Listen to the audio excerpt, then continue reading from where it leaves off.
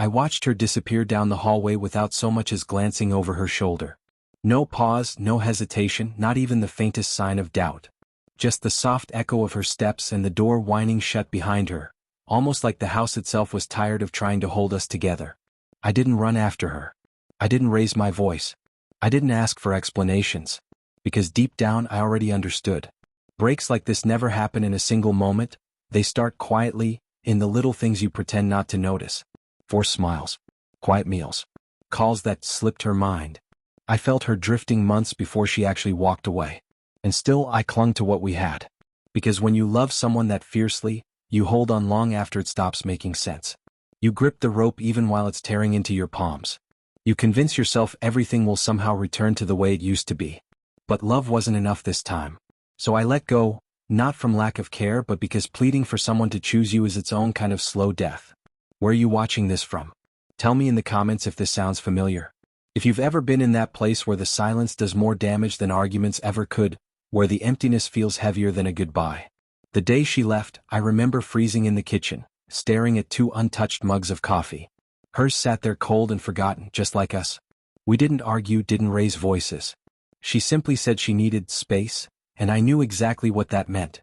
Someone else had captured what she no longer felt for me. I nodded, jaw tight, heart beating so hard it felt bruised. I opened the door and let her walk out with more than her luggage.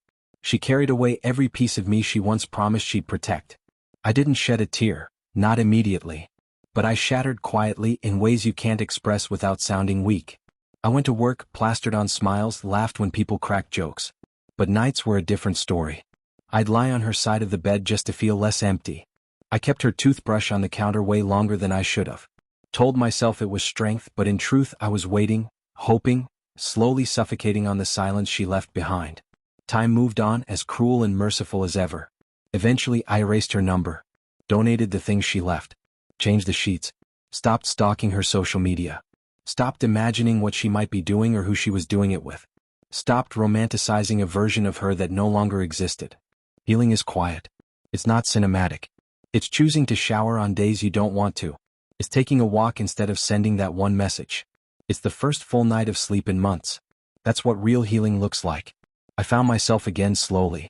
In books I forgot I liked. In the jokes of friends I drifted from. In the comfort of solitude. Real solitude, not the kind that feels like abandonment. And just when life felt steady again, she reappeared. It was raining, of course. These moments always seem to wear cliches like a uniform. I came home from the gym, hoodie soaked, bags of groceries cutting into my fingers, and there she was. Standing at the steps with an umbrella shaking in her hand, hair damp, eyes swollen. Regret written across her face like ink. I froze. My first instinct was to turn around and shut the world out. But I didn't. I waited. "I've been trying to reach you," she whispered, voice trembling. I said nothing. I didn't know how to tell you, but I messed up. A humorless laugh almost escaped me. Not because it was amusing, but because I'd heard this story too many times, not just from her but from life itself. The person who broke you coming back the moment you finally stitch yourself together. This wasn't a movie. No soundtrack. No dramatic reunion. Just 2 people. One who had rebuilt and one who had realized too late what they threw away. She kept talking. How the man she left for wasn't who she thought, how she couldn't sleep, how she saw me in crowds, how she finally understood the value of the patience and kindness she once dismissed. She cried openly on my porch. And for a split second, nostalgia tried to trick me into believing we could fix it. But then I remembered. I remembered what it felt like lying awake imagining her with someone else. The birthdays she forgot. The nights she worked late. The morning I stood in that kitchen knowing I'd already lost her long before she said the words. So I looked into her eyes and asked, "Why now?" She paused. "Because I realized what I lost." I nodded slowly. "And I realized what I found." Her eyebrows pulled together. "What did you find?" "Myself." The man she abandoned didn't exist anymore. I had been torn apart, rebuilt, reshaped. Not out of anger, out of survival. Letting her back in would have been tearing down the home inside me that I spent a year rebuilding brick by brick. She begged. Promised change.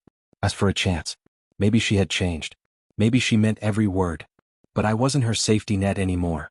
I wasn't her way back to comfort. I was someone who finally understood that worth isn't measured by who returns, it's measured by what you refuse to return to. So I said, no. Softly. Calmly. But firmly. she sobbed. I don't deserve forgiveness, do I? And I whispered, maybe not. But I deserve peace. This time she left slowly, crying, glancing back, drenched in the weight of her own choices. And I closed the door not because of bitterness or pride but because I finally chose myself. Not every love story needs a sequel.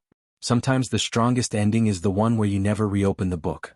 If you've ever had someone walk away only to return too late, share where you're watching from. Someone out there is healing just like you. And we're not broken. We're just stronger now.